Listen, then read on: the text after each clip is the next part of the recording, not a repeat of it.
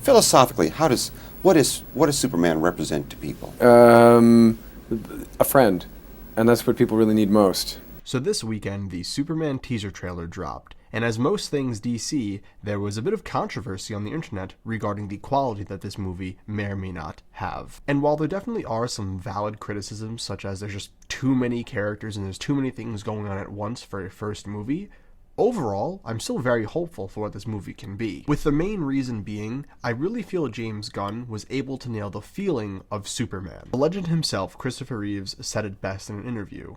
Superman is your friend. He's not supposed to feel like this hyper badass vigilante. He's not to be idealized like some sort of Christ or God figure.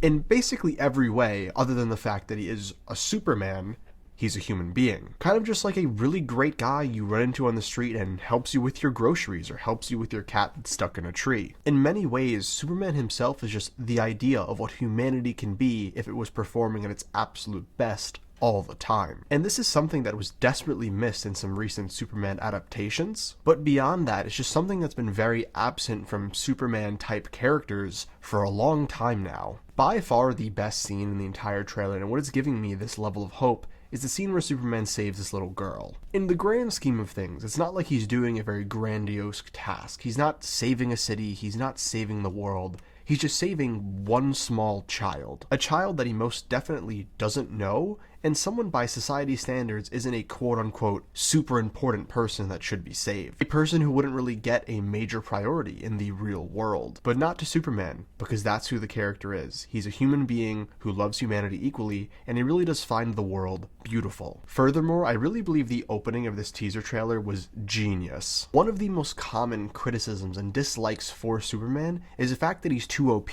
It's not interesting to have a character that can just never be beaten. So opening up the trailer with Superman in this state where he's clearly been through some real shit gives you a feeling that this Superman in this Superman film actually has some legitimate stakes. Also, having Krypto be a part of this trailer and a part of this Superman's life does two things that are very important very well. It's paying homage to the creators and the works of the comic books that have come before, and it also takes humanizing the character a step further, because let's be honest, everyone loves dogs, and if Superman has a dog and I have a dog, hey, Superman's like me. Now, like I said at the start of this video, this trailer was not perfect. While I actually really like the whole cast and their roles, the just sheer amount of characters in this teaser trailer was a little scary. I don't think they're gonna do it. I don't want to see a Superman team up. I really just want this to be a standalone Superman movie, and the sheer amount of characters makes me a little nervous. Beyond that, I'm not sure how many villains are gonna be in this movie, but I'm hoping they keep it relatively low and just really make this a Superman